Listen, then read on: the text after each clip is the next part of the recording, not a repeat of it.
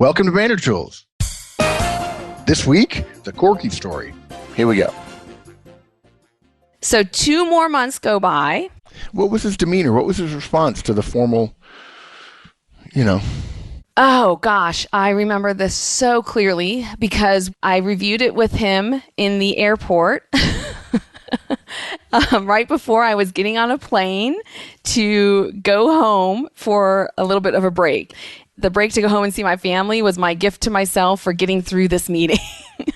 Because I was very nervous and very anxious about it. The way I would describe how he behaved is stoic. So behaviorally, he did not say very much. There was not a lot of facial expressions. He did not ask me any questions.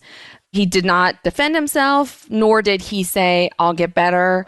He just said things like, okay, I understand.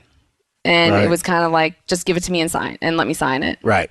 No sign from him of, wow, I didn't realize it was to this point, Dani, and let's talk about how I can do better. He didn't ask me any questions about what do I need to do for the next 2 months. It was just like, okay, fine, I'll sign it. Right.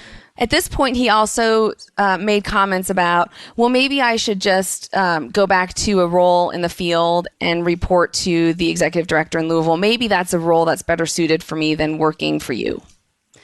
And I remember, again, shrugging my shoulders and saying, if that's something that you would be interested in, then you need to talk to HR about that because I don't know if they have any openings. And, that's really outside of my scope. I can't give you a job in the Louisville office.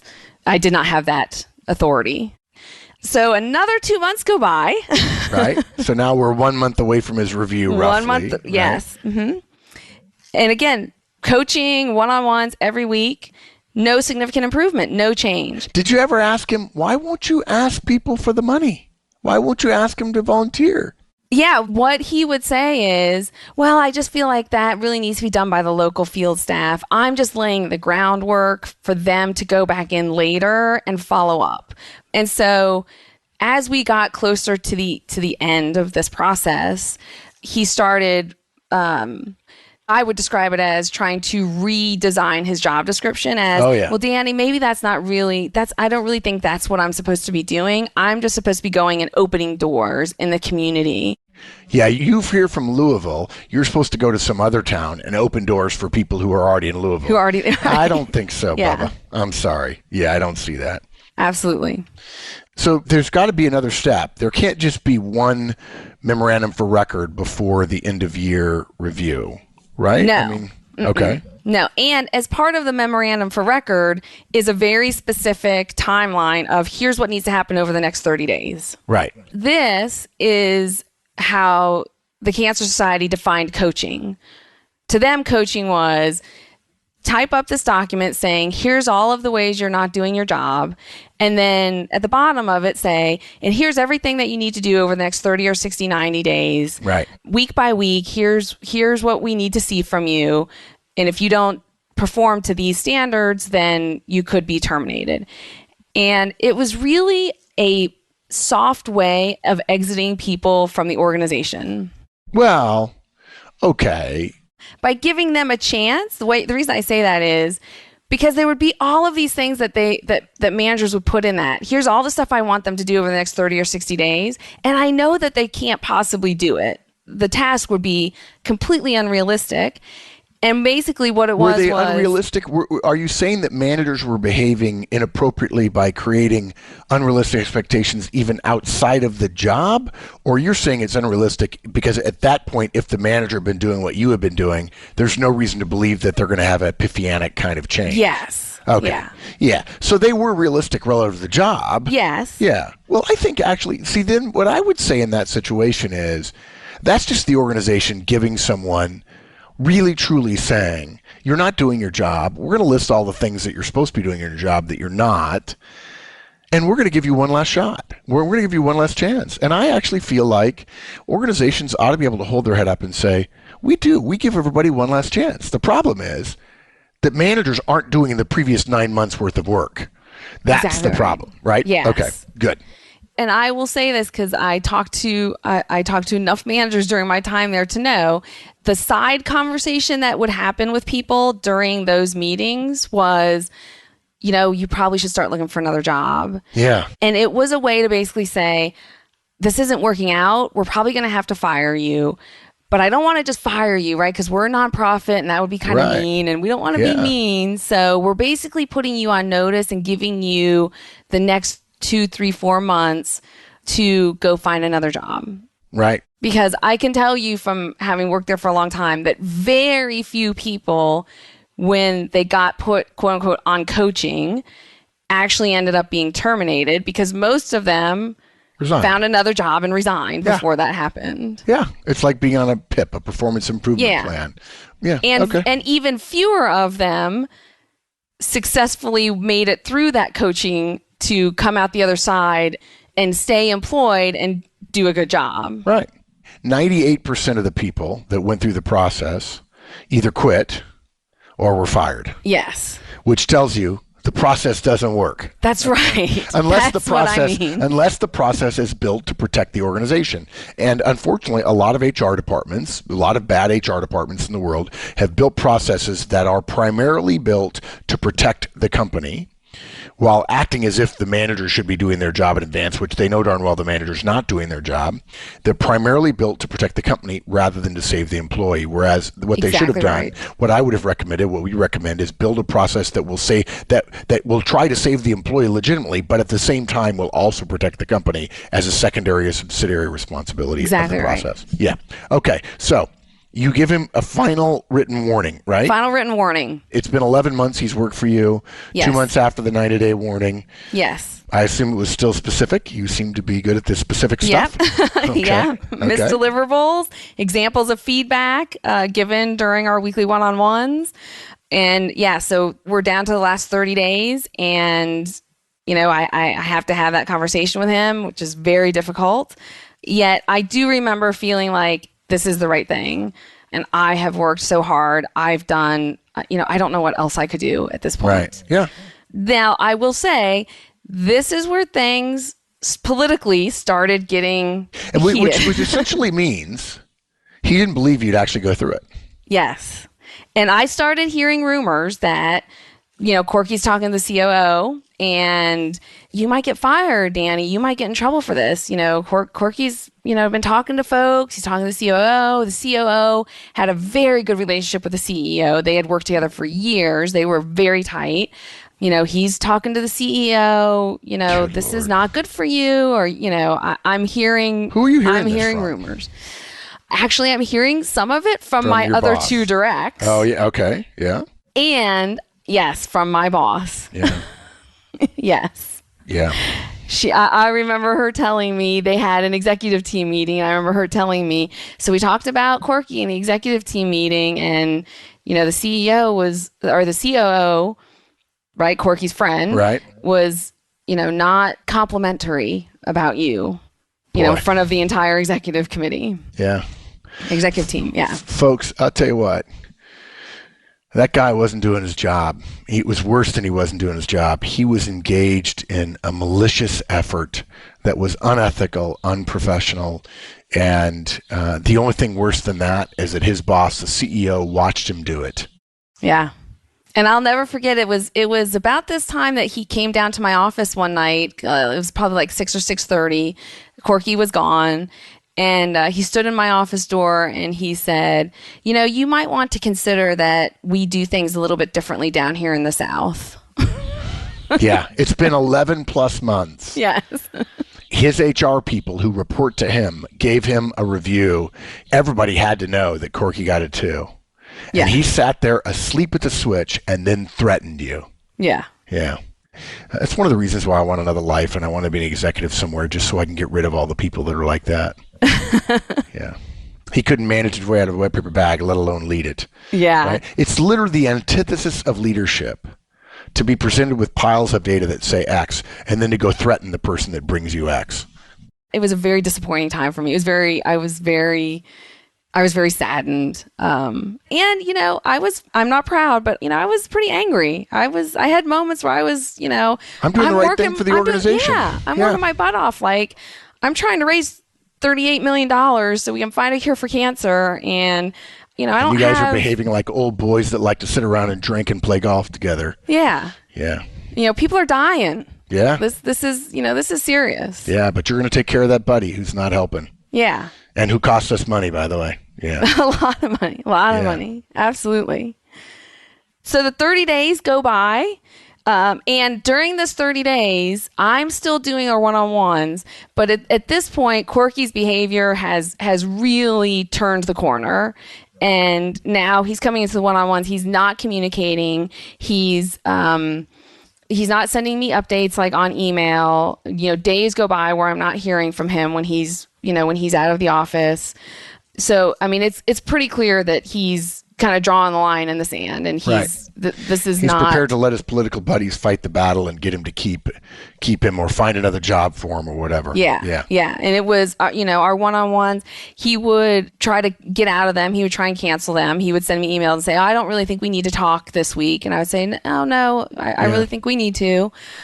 So let's keep on, and I kept saying, Corky, I don't want it to be like this. I know you're upset and I know you're not happy with how this is going, and I'm not either. And I don't want to have to fire you in a month. I'm still here fighting. Like, let's do this together. And what would you have done if right after that he said, Dani, I feel like a fool. I haven't been working hard enough. If you'll give me 2 months, I promise you in this next month, I'll prove to you that I want to grow. I'll prove to you I'll do what you asked me to do. I know it's my job and I'm going to do it. If he attempted to do that after a week, even though he'd been failing for 11 months, you probably would have given him another month, wouldn't you? Yes. Yeah, anything. As long as he then actually, for the next 3 weeks, busted his tail and showed you some glimmer of hope. Absolutely. Yeah. But of course he didn't. Yeah, but of course he didn't. Of course he didn't. So it's time to write annual reviews, right? Which means it's time for me to send, the update and my recommendation, right? So what they're looking for from me is, Dani, you either need to do his review and he needs to have higher than a 2, which is basically you're recommending, or you're saying, okay, he's improved, so I recommend we take him off of coaching and we just move forward, or you need to submit a written recommendation for termination. Like, those are the options. Right. So I prepared the recommendation for termination. I have to say, we need to go back a step because I interrupted you and you didn't get a chance to say what you had posted around your office. Yeah. So one of the things that you would say to me, like, every time I would call you, which I'm embarrassed now to think about how many times I called you, and which I have to tell you, I got an email from somebody this week saying, I listened to the podcast about the Corky story, and I'm really curious about your relationship with Mark during that time. Was he a paid consultant? I said, no, just a longtime friend. And this makes obvious the number of times I've told people, stay in touch with me and I'll be happy to help, and how few people do. I'm like, oh, okay. Because I cringe to think about what that consulting bill should have been, because it was a lot of your time. But all that does, all we're doing now is proving that relationships matter, right? Yes, absolutely. And if you want your life to be easier, recognize that the old saying, what were you put on earth to do if not to help one another through? And you should be helping your friends and they should be helping you. And if you don't have friends that can help you in the situation you're in, you don't have enough friends. Yes. And I'm not talking about people on Facebook either. No, absolutely not. So the way you would finish like every call was, stay frosty, dude. Stay frosty. Stay frosty. That's right. That was not easy. This is what, like 11, 12 years ago? I mean, I was pretty young still. Yep. I think I was just 30, 31. Yep. I didn't have a lot of professional experience. I'm a high D, high I, which means I tend to shoot first and ask questions later, right? Right. So that was really a struggle for me. So what I did was I went online and I downloaded a bunch of pictures of those folks who are in the US. I don't know if they have Wendy's overseas, the fast food restaurant Wendy's. Right. But at the fast food restaurant Wendy's, they have this dessert called a Frosty. Right. Which is basically like a really yummy chocolate shake. And so I printed out a whole bunch of pictures, different sizes of the Frosty cup with the little swirl of chocolate on the top and a straw in it, and cut them out. And I had them on my computer monitor. I had one taped to the keyboard of my laptop. So when I was traveling and I flipped my laptop open, there was a Frosty. I had a big giant one, probably 5 inches tall, taped to the inside of my notebook that I would take to meetings. Yeah. I had them taped inside my one-on-one notebook.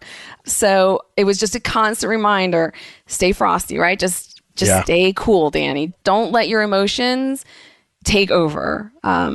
Stay professional. Right. Right. Yeah. And it worked. I have to say, I've never forgotten those words. Stay frosty. Stay frosty. Okay, Stay good. frosty. All right. So you prepared, I assume, therefore, you prepared your recommendation for termination. I did. All the details, everything. And really it was a synopsis of the previous 11 months, right? Basically saying, okay, as detailed in, previous documents, this is what's been going on for the last 11 months. And then it was a detail of, here's what's happened since, I wrote the last document 30 days ago. Right. And this is my recommendation. And, and here's why, and here's all the examples. Now, you just can't fire people, right? So it has to go through, it has to be approved. So I sent my recommendation to my boss. She's a VP. She has to review it and approve it, or she approved it, right? She approved it. She forwards it to HR because HR has to approve it. Basically, then HR approves it, and then the CEO signs off on it, was the process. Right. Okay. So did you talk to her when she approved it? I did, yes. How would you have described her support of you? First of all, what was her knowledge of the process you were taking Corky through? Complete enough? Yes. Okay. Regular. You were proactive in communicating with her. Yes, absolutely. Okay. Separate from politics, she supported it. She did. Yeah. She knew that Corky was not performing well. Yes. And she believed that the efforts you were making were legitimate. In other words, it wasn't window dressing. You were really trying to help him. Yes, absolutely. Good. And so she approved it. She approved it. And I was confident that she would, because I knew I'd been keeping her up to date. And because, she had been saying to me for weeks, this doesn't sound like it's going to end well, Dani. So I was not worried about her not approving it. To me, the question mark was HR, because, I didn't have as good a relationship with HR, right, as I did with my boss. And having never gone through this process before, I didn't know. Right. I didn't know what they were going to say.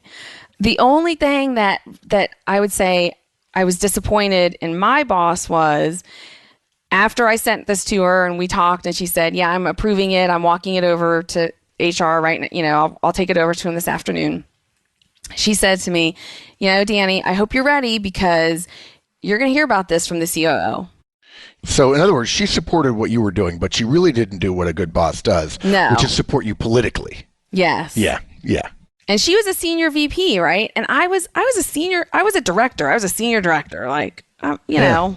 Yeah.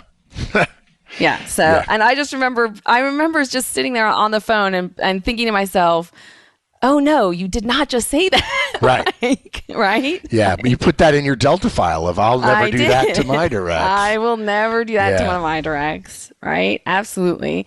What I wanted to hear from her, what I kept waiting to hear from her was, you know what, Dani, don't worry about the COO.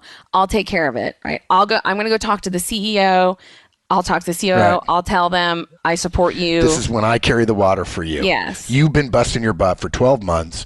My turn.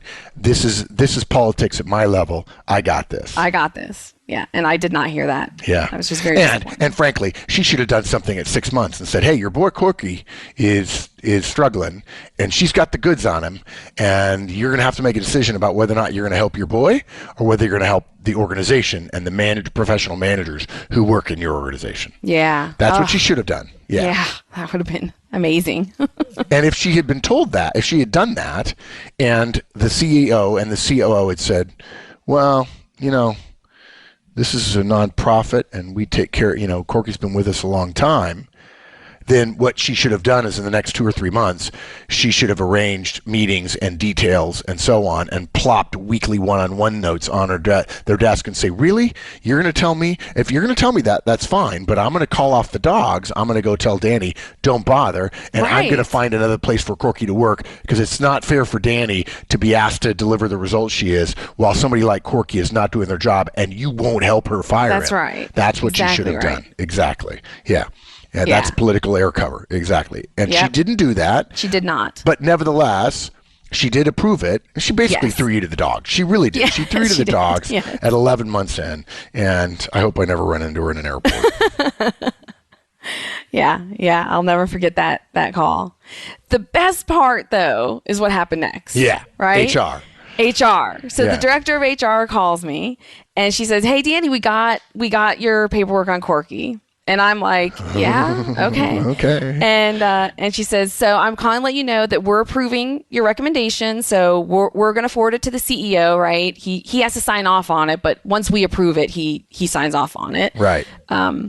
And she said, and I just want to let you know something because, we've been watching this stuff come through. Folks, this is the payoff for this entire long cast. Yes. This is HR talking to a Manager Tools manager before there was Manager Tools. Yes.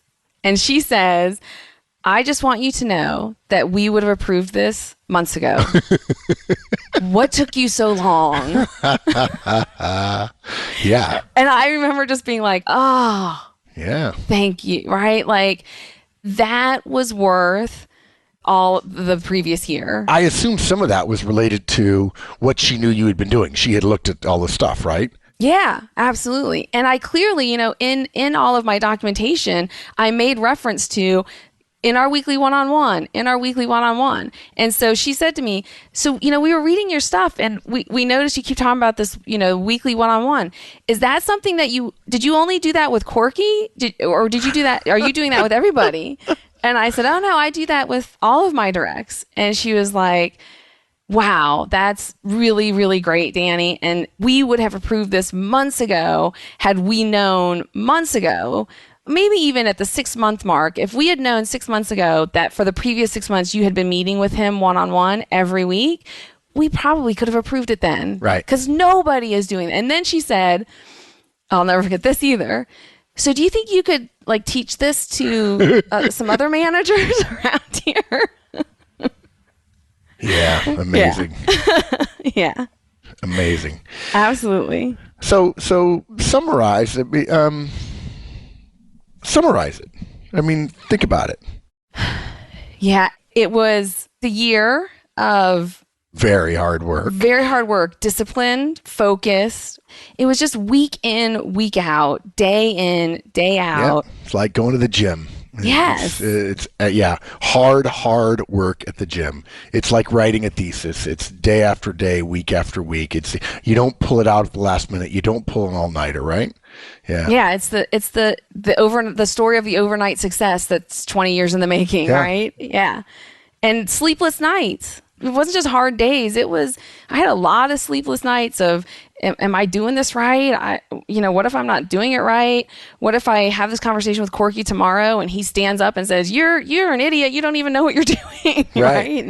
And just thinking about it. And then the week leading up to when I had to write that termination recommendation was one of the longest weeks of my life. I mean, it was just so hard. Having the responsibility of making the decision, of being the one to make the decision, to make the recommendation that causes somebody to not have a job, right? I mean, that's a big heavy responsibility. Yeah. And there wasn't a huge financial concern because Corky had a previous career that he had retired from and he had a pension. And I wasn't terribly worried about that. But still, just the thought of, he's been here for a long time and I'm going to be the one who takes that away. Who takes that away was really hard. And I think it should be. I mean, I tell managers at conferences, as much as I share with Mark that I'm not always the biggest fan of HR, there's one thing they do right. It should not be easy to fire someone. Exactly.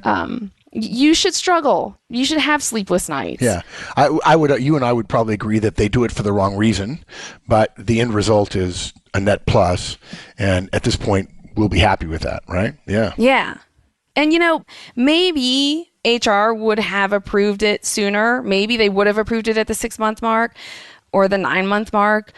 But I know that I would not have felt good about it, because I would have always had in the back of my mind, was there something else I could have done? Was there something I left on the table? Is there something else I could have said? Was there any way that I could have made that turn out differently? And as much as it hurt me to have to do that, as much as it was painful and it makes me sad, because I really did like him, right, as a person, I knew that when I look back on that year, I knew that I did everything that I could. And really, as a manager, I think that that's the best that you can do, right? Well, it's just, yeah. I know I did the best I could do. The way you described it to me, I thought was really interesting. You said to me, once the decision was made, I didn't lose any more sleep. No, and that's I didn't. exactly the opposite of what most managers do. What most people in authority do who are struggling and are doing it wrong, they don't have any sleepless nights until the decision is made, and then they're sleepless. Yeah. If you do the hard work up front, you'll have more sleepless nights, but you'll be at peace when you finally come to the decision. What was it? Well, I'm a big fan of the Travis McGee novels, and his friend Meyer in the Travis McGee series says, if you have a moral dilemma, the hard thing to do is probably the right thing to do. Yes. Right? And when you, in fact, do the right thing that's hard, you don't feel guilty about it. You don't lose any more sleep. Because using our model, you've done everything you possibly can to help that person, but you can't do their job for them. Yeah. And I remember the moment when I made the decision, when I said, you know what, I've done everything I can. Right. Because it was about 9:30 at night, one night, like a weeknight. And I was stressing over it and, just, oh, what's going to happen? What am I going to do? And then just that moment of, you know what, I've done everything I can, and feeling physically lighter. Yeah. And just, okay, that's it. The decision is made. Yep. Yeah, absolutely. Yeah, good. It's just you and I have been living with and telling the Corky story for years now, and finally we can just refer people to this podcast. To the cast. Yeah. Now, there's a rest of the story, though, too, right? There is. Let's not have that question in the field and not cover it now. The fact is, Corky was politically connected. Yes. And we elided that by essentially saying, yeah, the COO threatened you, Corky's buddy, but in fact, HR approved the termination. Yes. What did the COO do, though? The COO stepped in and got him moved back to the field office, got him sent back to the field. Yeah. And is it safe to say that your relationship with the COO was damaged because of this? Absolutely. Yeah, absolutely. Even though 2 years later they promoted you and they gave you an entire state to run. Yeah, and 2 years later, actually, he was the one that I was reporting to in that role, and it was hard. It was difficult. Yeah. It was tense. And then shortly thereafter, he retired. So, yeah. And I ended up reporting directly to the CEO. But they asked me to apply for that role, that state role. Yeah. And because I knew that the COO was the boss of that position, even though they asked me to apply for it, I wasn't so sure I was going to get it because right. Maybe he just needed a foil. Yeah. So, and again, man, I'll never forget that. And that went in my Delta file too, of things never to do. Yeah. But in addition to him stepping in and protecting his buddy, which, folks, is morally repulsive, he actually talked to you further, though, didn't he? He did. Yeah. He came down to my office, and there was some unpleasant words. Yeah. Yeah. There There was, I believe there were some swear words, which was shocking to me. And something along the lines of, you don't know what the bleep you're doing, and we can't afford to, lose somebody as good as he is, and something to that effect. Yeah, it was pretty shocking. As if the person's moral value as a human soul is this definition of being good. And in an organization, of course, that's never true. The definition of good is how effective are you? And effectiveness is based on whether or not you achieve your objectives. Corky wasn't good. He's a good person. We like him. We care about him. If he needs time or attention, or if he's hurt, we'll help him. If he needs food, clothing, or shelter, we'll give it to him. And he doesn't get to keep his job if he's not doing his job. Right. And that's one of the fundamental principles of effective organizational life that is repugnant to many, many people. And yet, organizational life is a huge part of what delivers us the incredible standards of living and the safety and security and warmth and health that so many of us have. Yeah, Absolutely. For many people, that's a hard dichotomy to deal with. Yes. But as the West Point Cadet Prayer says, folks, make us to choose the harder right instead of the easier wrong. Yes. Yeah. Thank you so much. This has been so much fun. Yeah. Now you feel a little bit lighter again, because folks, I've been telling Dani for the last couple of years, we're going to do the Corky story. We're going to do the Corky story. Yeah. And I finally get credit for shortening things, even though this has been incredibly long. And I think actually we ended up probably in 3 parts, I would guess. Is that when she first wrote it, folks, it was about 15 pages. And she figured out that I wouldn't tolerate that. And so it ended up being 5 or 6, I think, in the final version. Good. So Dani, thanks so much. Thank you. Folks, now you know, as Paul Harvey would say, the rest of the story. Awesome.